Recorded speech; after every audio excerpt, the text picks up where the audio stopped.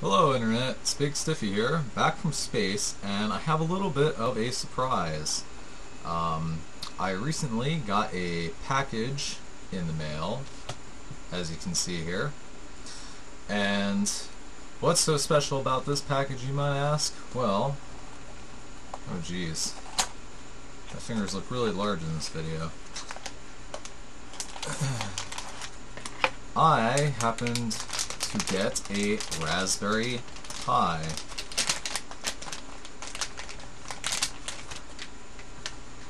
And there you can see it.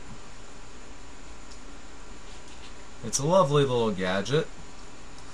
Um, I had ordered this back when they were supposedly first released. It just took a very long time to actually get it.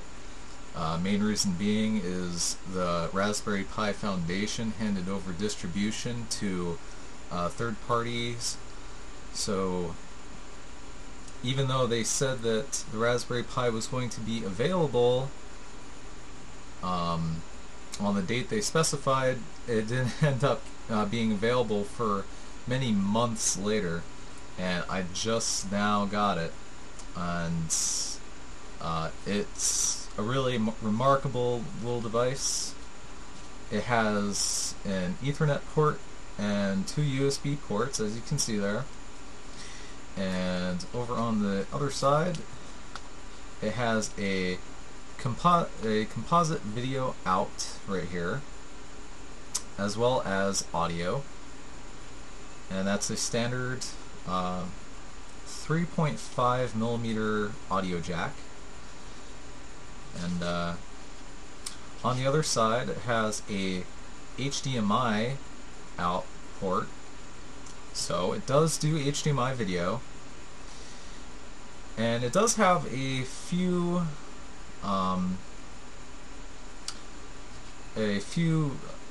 connections similar to what you'd find in a laptop. That's these connections right here. If I can center this video. There we go. These connections right here, they are for other kind of peripherals that most people are going to be making themselves, most likely. And as for power,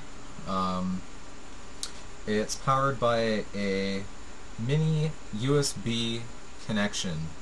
So you plug in a mini USB, no, not mini, micro USB. Plug in a micro USB cable to this. However, they say that you should not plug it into another computer in order to power it. They say that, you know, the USB ports on other computers cannot deliver the 700 milliamps that this requires. And on the bottom here, there is a connection for an SD card. This is an SD slot right here. See if you can see that a little better up close. I was trying to figure out how I could record this better, because it's a very low light environment, and pretty much everything in my room right now is of a dark contrast, so I figure I just take an envelope and place it on that. Figure that would be make it a little bit easier to see it. So I'm really ecstatic to finally get this.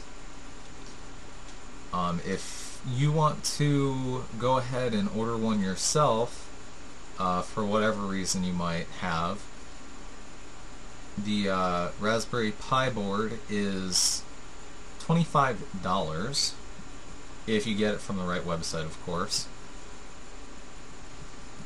I should be able to. I'll see if I can find the link I used to get the $25 one, because a lot of the links that the Raspberry Pi Foundation gave out, all the distributors were charging more than the actual $25 that they said was going to be charged. So I did manage to find a link for a $25 Raspberry Pi.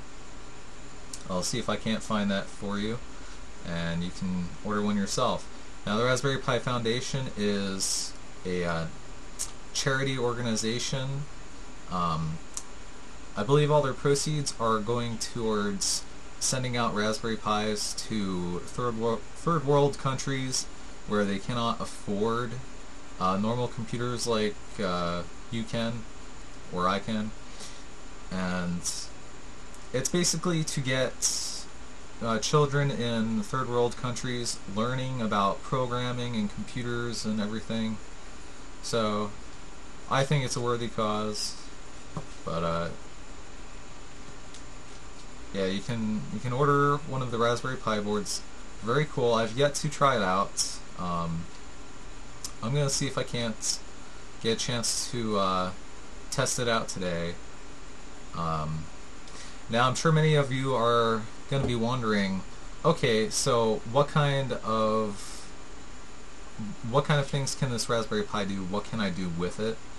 Well, for one thing, it's not going to be like a regular computer, in that you cannot play, new games on it. You might be able to play like some really non-demanding games, play solitaire or Facebook games or whatever on it. But the main purpose of the Raspberry Pi is to learn about programming and such, or expand upon your programming and hardware development. And then you're probably going to wonder, okay, well, if this can't handle newer games, what kind of operating system can be put on it? Well, as of right now, the operating systems available for it are Linux. There are 3 different distributions of Linux that have been prepared for the Raspberry Pi. And what you have to do is you have to take an SD card, and they recommend a class 4 SD card that is either 4 gigs or more in capacity. I have a 16 gig SD card, and it's a class 6, so it's perfect. And what you have to do is you have to take your SD card and you have to put a Linux image onto it, which it's not something like you take in and put your SD card into a computer and install Linux from a USB drive or a CD, because that doesn't work. So if you have a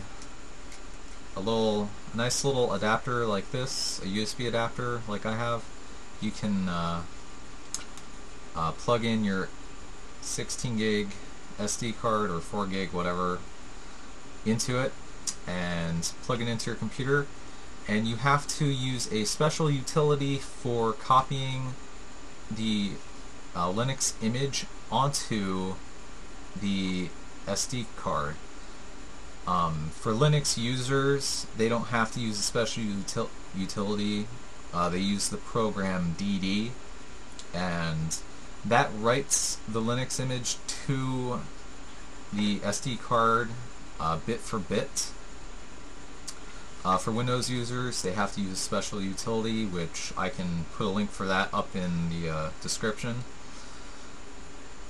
And for the most part, that copies the Linux image over onto the SD card, which it saves a lot more time than actually installing it to the SD card. So once you have your Linux image installed to the SD card, what you have to do then is you just pop your SD card into the SD slot, which we're going to get a lot of comments about.